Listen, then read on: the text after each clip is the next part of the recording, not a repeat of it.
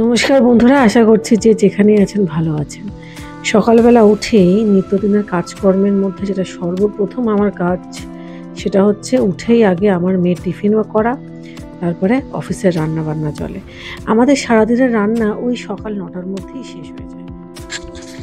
তারপর নিচের সমস্ত কাজ মেটানো, মানে ধরুন এই টিফিনটাও তৈরি করে রেখে দিয়ে তারপরে ওপরে আসি। ওপরে এসে প্রথমে দেখি আমার ছেলে ঘুম থেকে উঠেছে কিনা। তারপরে আমার শাশুড়িও তার সমস্ত কাজকর্ম, মানে নিচে ওনার যা যা কাজকর্ম থাকে সেগুলোকে মিটিয়ে নেওয়ার পরে উনিও ওপরে আসেন। তো যাই হোক, আমার ছেলে যদি ঘুম থেকে উঠে যায় তারপরে ওকে নিয়ে ওকে খাওয়ানো, ওকে ব্রাশ করানো, এগুলো সমস্ত কিছু চলে। আর ও যদি ঘুমোয় তাহলে ওকে ঘুম থেকে ওঠাবার পালা চলে। তো এই সমস্ত কিছু মিলিয়ে মিশিয়ে সকালে কাজকর্ম শুরু হয়েছে। আর ইতিমধ্যেই গমগুলো প্রচণ্ড ময়লা বলে সেগুলোকে ধুয়ে আমার শাশুড়িমা রোদে দিয়েছে। তো ওপরে অর্থাৎ ছাদের সমস্ত কাজকর্ম মোটামুটি আমি মিটিয়ে নিয়েছি। সমস্ত কাজকর্ম বলতে ওই ভেজা জামা কাপড় যেগুলো বৃষ্টির জন্য শুকোচ্ছিল না সেগুলোকে শুকোতে দিলাম। এইবারে এসেছি ঘরে, অর্থাৎ নিজের বেডরুমে এসেছি।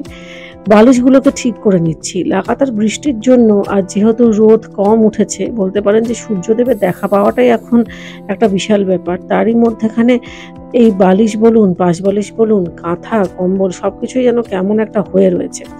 এগুলো সবকিছুকে আমি ঠিক করেছি, রোদ মানে আরেকটু যদি ভালো রোদ বা কড়া রোদ ওঠে তাহলে এগুলোকেও রোদে দিতে হবে। কিন্তু দুর্ভাগ্যবশত ওই যে রোদের দেখা পাওয়াটা মুশকিল। তো যাই হোক, এই মুহূর্তে আমার প্রায় 3-4টে নাইটি মানে জমে গিয়েছিল। এক তো লাগাতার বৃষ্টি, তার মধ্যে কোথায় মেলবো, কোথায় ধোবো, ধোয়ার পরে শুকোবে কিনা, এই সমস্ত চিন্তা ভাবনা ঘিরেছিল। তো যেহেতু আজকে রোদ উঠেছে, তো আজকে আমি আর একদমই দেরি করিনি। প্রায় 3-4টে নাইটি, এগুলো সবই আমার বলতে পারেন। এগুলো সব কিছুকে একটুখানি অল্প একটু সার্ফ দিয়ে ওই একটুখানি জল ধোয়া মতন করে দিয়েছি। বর্ষাকালে কেমন যেন একটা গন্ধ হয়ে যায় জামা কাপড়গুলোতে। এরপরে যে জামা কাপড়গুলো সকালবেলা মেলে দিয়েছিলাম সেগুলোকে দেখে নিচ্ছি যে সব শুকিয়েছে কিনা।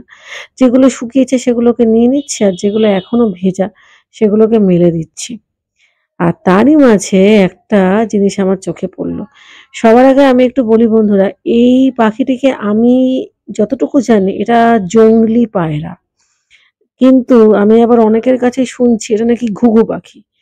কিন্তু আমার মনে হয় না এটা ঘুঘু পাখি। ঘুঘু পাখি কিন্তু অন্যরকম দেখতে হয়। এটা কিন্তু জংলি পায়রা যতদূর আমি জানি। যদি আমি ভুল হয়ে থাকে তো আমাকে একটু কমেন্টে বলে দেবেন যে এটা জংলি পায়রা না ঘুঘু পাখি। এটা নিয়ে আমারও একটুখানি, মানে আমি একটু ধন্দে আছি বলতে পারেন। তো যাই হোক, এই পাখিটি বেশ দিব্য আছে নিজের মতন। দেখুন কি সুন্দর স্বাধীনভাবে হেঁটে চলে বেড়াচ্ছে। একটু একটু করে গম খাচ্ছে আর একটু একটু করে হাঁটছে। কোনো ভয় নেই, ডর নেই, একেবারে স্বাধীন। আমার খুব ভালো লাগছে, এবং সত্যি কথা বলতে কি এই ধরনের দৃশ্য আমার ব্লগে খুব একটা কিন্তু ধরা পড়ে না, বলতে পারেন যে পড়েই না। কিন্তু সেদিনকার না জানি কেন হঠাৎ করে এটা ধরা পড়ে গেল। আর এই পাখিটিও বুঝতে পারেনি যে আমি একে ভিডিওতে ক্যাপচার করছি। ওর হাঁটা চলা দেখে আপনারা সেটা বুঝতেই পারছেন। ও নিজের মতন করে ঘুরছে ফিরছে, একটু একটু করে কি মুখে দিচ্ছে। তো যাই হোক, পাখিটি রয়েছে, থাকুক। তারই মধ্যে আমি আমার কাজকর্ম আবারও শুরু করে দিয়েছি। এই যে এখনো বসে আছে। এটা তুলসী গাছ। এই তুলসী গাছের পাশে কি সুন্দর দেখুন এখনো বসে আছে। কাজকর্ম আবারও শুরু করে দিয়েছি। এই যে এখনো বসে আছে। এটা তুলসী গাছ। এই তুলসী গাছের পাশে কি সুন্দর দেখুন এখনো বসে আছে।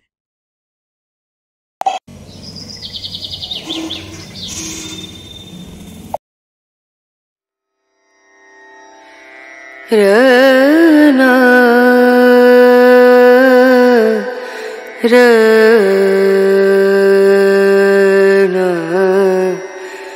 রনু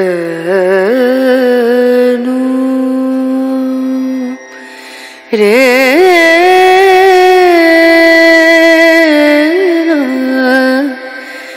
রে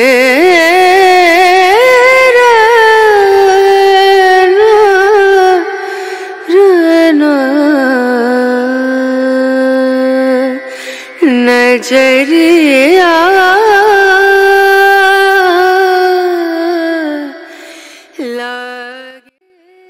এটা সন্ধ্যাবেলাকার ব্লগ বলতে পারেন বন্ধুরা। অনেক পরে ভিডিও আবার শ্যুট করছি, ব্লগ করছি বলা ভালো। হ্যাঁ, এটা ঠিক যে আমি উল্টো রথের ব্লগটা আপনাদেরকে দিয়ে দিয়েছি।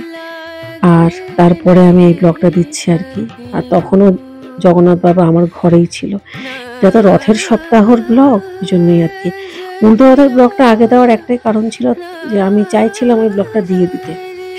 তো যাই হোক, এখন সন্ধ্যাবেলাকার সময়, এই সময়টা মনটা একটুখানি কেমন যেন হয়ে যায়। একটু শান্ত হয়ে যায়। আসলে সারাদিনের কাজকর্ম, ব্যস্ততার পরে এটা খুব একটা বলতে পারেন যে একটা আরামের সময়, একটা শান্তির সময়। আর এখন আমি ছাদে এসে না আমার চন্দন জবা গাছটাকে দেখি আর ভাবি যে কটা আমি ফুল পাবো পরের দিন। তো যাই হোক, এই মুহূর্তে আমার সন্ধ্যাবাতি দেওয়া একেবারেই শেষ হয়ে গেছে। এখন নিচে যাব। নিচে গিয়ে বেশ কিছু কাজ বাকি। ইতিমধ্যে আমার ছেলে ঘুম থেকে উঠে গেছে। আপনাদের সাথে কথা বলতে বলতে নিচে এসে গেছি। কাজকর্ম বলতে সিঙ্কে বেশ কিছু বাসন জমেছে। বাসন আর কিছুই না, এক তো টিফিন খাওয়ার ২ টো বাটি, তারপরে আমার চায়ের কাপ আর মিক্সার গ্রাইন্ডারের যেটা করে আমি মসলা করি, সেই বাটিটা আরকি জমেছে। মানে সেটা আমি আর সকালবেলা ধুইনি। সেগুলো সমস্ত কিছু ধোয়া বাকি। এগুলো ধুয়ে-টুয়ে নেব। ইতিমধ্যে গ্যাসে আমি দুধ বসিয়ে দিয়েছি। আমার ছেলে-মেয়ে দুজনেই সন্ধ্যাবেলা দুধ বিস্কুট খাবে।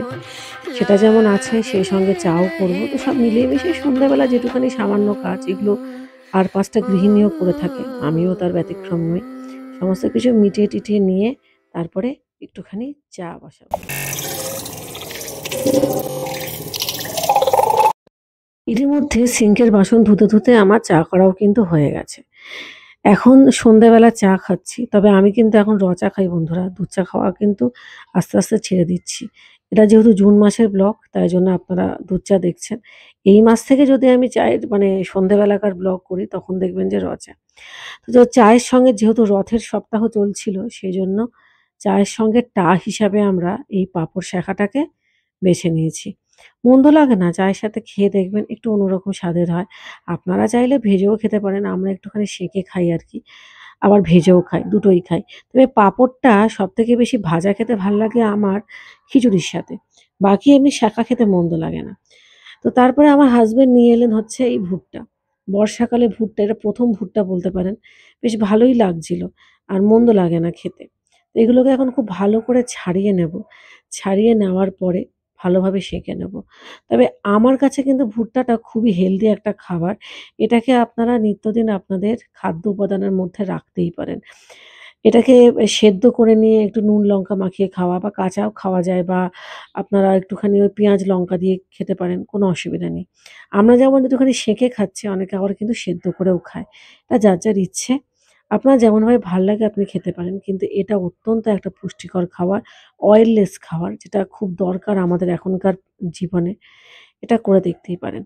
শাঁখা হয়ে যাওয়ার পরে নুন আর লেবু একটুখানি মাখিয়ে দিলেই কিন্তু একেবারেই পারফেক্ট হয়ে যায়।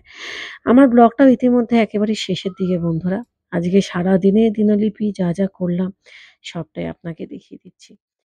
যাই হোক বন্ধুরা, তাহলে আজকের মতন আসছি। আবার দেখা হবে অন্য একটা ব্লগে। খুব শিগগিরই দেখা হবে। সকলে ভালো থাকবেন, সকলে আনন্দে থাকবেন। আর যেহেতু এটা রথের সপ্তাহের ব্লগ ছিল, তাই জন্য বলি জগন্নাথ বাবা আপনাদের সকলকে ভালো রাখুন, সুস্থ রাখুন।